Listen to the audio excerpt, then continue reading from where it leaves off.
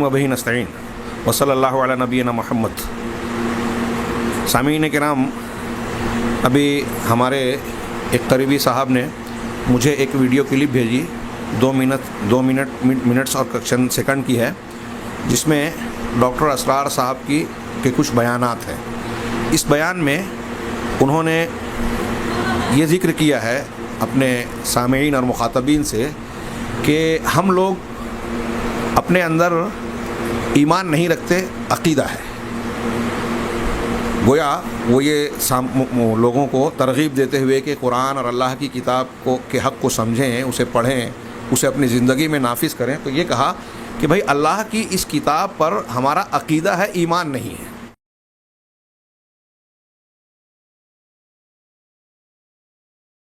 होगा यकीन वाला ईमान। देखिए, बुरा न माने, मुगालते में न रहिए, मेरे और आपके दिलों में ईमान नहीं है, अकीदा है। अकीदा है, वालिदैन से मिला है।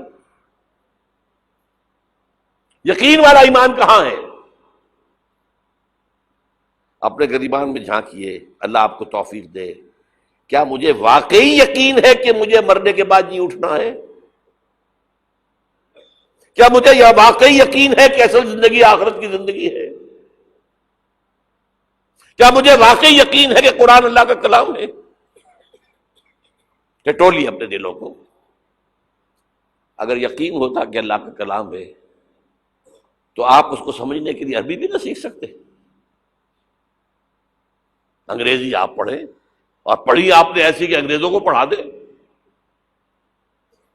क्या नहीं किया? पीएचडी कर रहे हैं, कौन कौन से फनून नहीं सीखे, डॉक्टर, इतनी अरबी नहीं सीखी। तुम्हारा दावा है कि तुम्हारा यकीन था मेरी किताब पर, अल्लाह पूछेगा तुम्हारा सुलूक क्या था मेरी किताब के साथ? तुमने पढ़ा उसको, समझा उसे समझने के लिए अरबी सीखी? नहीं, तो तुम झूठ बोल रहे हो। तुम्हारा कोई ईमान नहीं था मेरी किताब। मा आमना बिल कुरान मन इस्तहल्ल महारिमहु, जिन्होंने सूद को अपने पूरे निजाम की जड़ बुनियाद बनाया हो, उनका ईमान कोई है अल्लाह पर? हुजूर फरमाते हैं कि जिस शख्स ने हराम किसी शय को अपने लिए हलाल कर लिया, उसका कोई ईमान नहीं। दोबारा आज भी करना है तो दोबारा ईमान पैदा करना होगा। ईमान, अकीदा नहीं, ईमान। सिर्फ लिप सर्विस नहीं, इकरारुम बिल लिसान नहीं, तस्दीकुम बिल क़ल्ब। कि इस किताब पर हमारा अक़ीदा है, ईमान नहीं है। उनकी इस ताबीर को सुनकर मुझे अफसोस है कि मैं ये जुमला इस्तेमाल कर रहा हूँ कि मुझे उनकी इस क्लिप को, जो 2-2.5 मिनट्स की है, उसे सुनने के बाद ये एहसास हुआ कि मोहतरम, अल्लाह ताला उनकी लग़्ज़िशों को माफ़ करे, कि वो शायद आलिम दीन नहीं थे, ना वो अहले सुन्नत वल जमात और सलफ़ के अक़ीदे को ठीक से जानते थे। अक़ीदे की बुनियादी चीज़ों को भी उन्होंने ग़ालिबन नहीं पढ़ा या समझा नहीं, और कुरान और हदीस पर उनकी कमा हक़्क़ुहु नज़र भी नहीं, वरना वो इतनी बड़ी और फाश गलती ना करते, ताबीर की गलती। क्योंकि अगर आप मुताला करेंगे तो ये मालूम होगा कि ईमान और अक़ीदा तकरीबन मुतरादिफ़ है।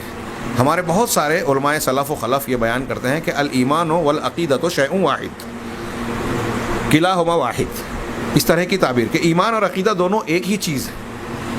और उसकी फिर तफसील बयान करते हैं।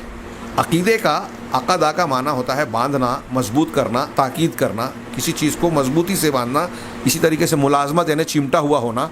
और इसका लफ्ज़ ये चाहे कुरान और हदीस में ना आया हो, लेकिन इसके मादे से माक़ूदुन, उक़दतुन और इस तरह के और भी कई अल्फाज कुरान मजीद में और हदीस सहीहा में मौजूद हैं।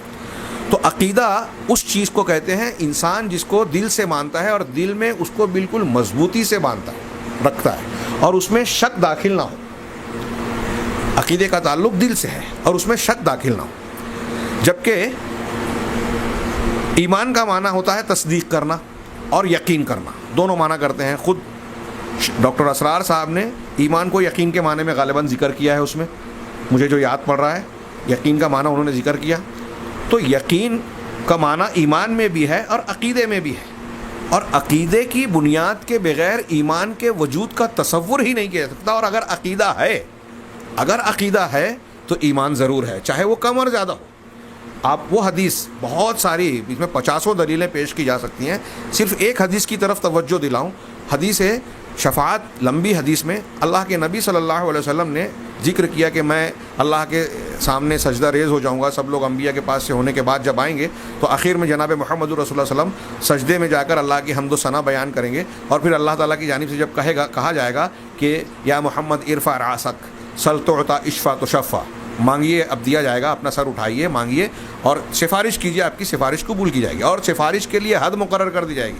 اور پھر آگے کی روایت کے جو الفاظ میں ہیں کہ جب اللہ کے رسول صلی اللہ علیہ وسلم اپنی امت کے بارے میں اللہ تعالیٰ سے التجا کریں گے، امتی امتی امتی کہہ کر، میری امت کے لوگ، میں اللہ میری امت، تو اللہ تعالیٰ کہے گا کہ جائیے آپ اخرج من کان فی قلبہ مثقال شعیرۃ من ایمان۔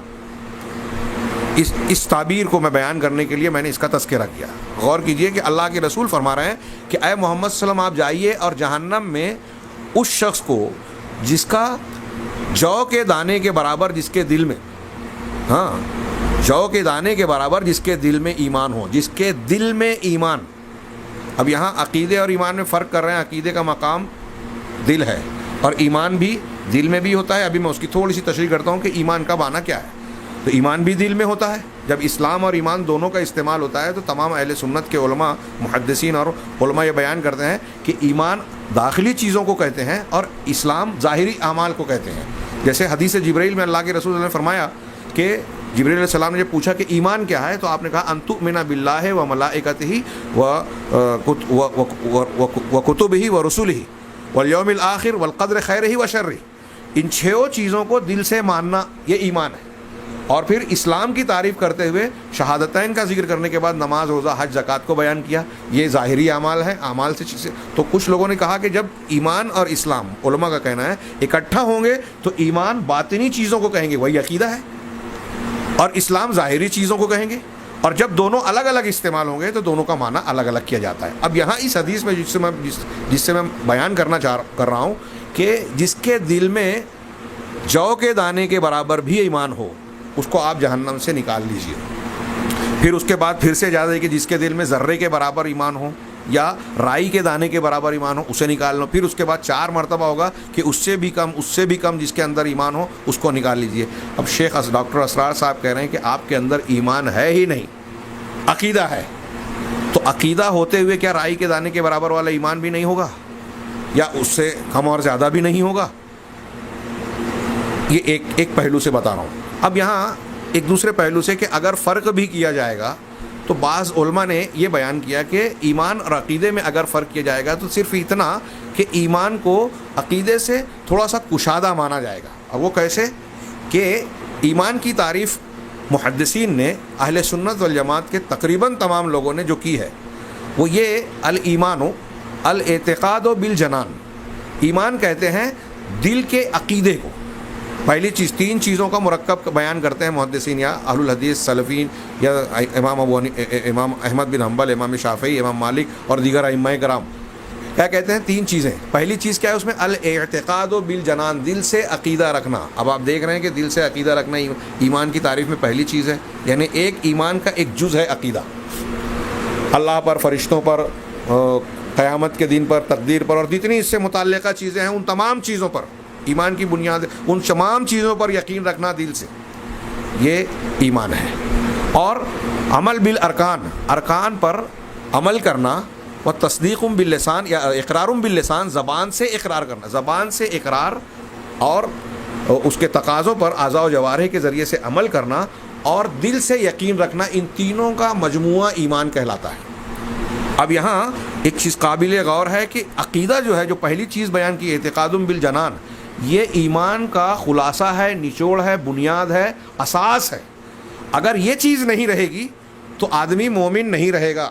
عقیدہ نہیں ہے تو مومن نہیں، اور عقیدہ ہے تو ایمان رہے گا۔ منافقین جو تھے، منافقین زبان سے اقرار کرتے تھے، دل میں ایمان نہیں تھا۔ آپ غور سے اس پر توجہ دیجئے کہ منافقین کے بارے میں قرآن نے کہا ان المنافقین فی الدرک الاسفل من النار، یہ جہنم کے سب سے نچلے طبقے میں ہوں گے۔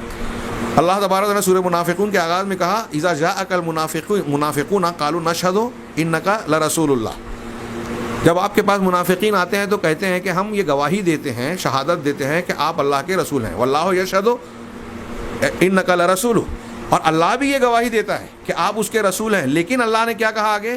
واللہ یشہد ان المنافقین لکاذبون، اللہ اس بات کی بھی گواہی دے رہا ہے کہ منافقین جھوٹے ہیں، وہ سچ بات کہہ رہے ہیں لیکن اللہ نے کہا جھوٹ بول رہے ہیں۔ کیوں اللہ نے جھوٹا کہا ان کو؟ اس لیے کہ وہ زبان سے کہہ رہے ہیں لیکن دل میں عقیدہ نہیں ہے۔ عقیدہ اگر نہیں ہوگا تو ایمان ہی نہیں رہے گا۔ تو عقیدہ ایمان کا جوہر ہے، بنیاد ہے۔ اگر یہ فرق بھی کیا جائے تو اس میں عام اور خاص کی بات تھوڑی سی ہوتی ہے کہ ایمان تھوڑا وسیع ہے۔ اگر عمل نہیں ہے تو ایمان، اسلام سے آدمی خارج نہیں ہوگا، اس کو فاسق فاجر کہا جائے گا۔ اگر دل میں یقین ہے ہاں اور زبان سے اقرار آدمی کر رہا ہے لیکن عمل نہیں ہے صرف، تب بھی اس کا ایمان رہے گا، ایمان کا درجہ کم ہو جائے گا۔ اسی طریقے سے اگر دل میں ایمان ہے، زبان سے اقرار نہیں ہے، تو آدمی اقرار ہی نہیں کر رہا ہے تو کافر ہوگا، انکار کر رہا ہے تو کافر ہو گیا وہ، تو اس کی تو بحث ہی نہیں ہوگی۔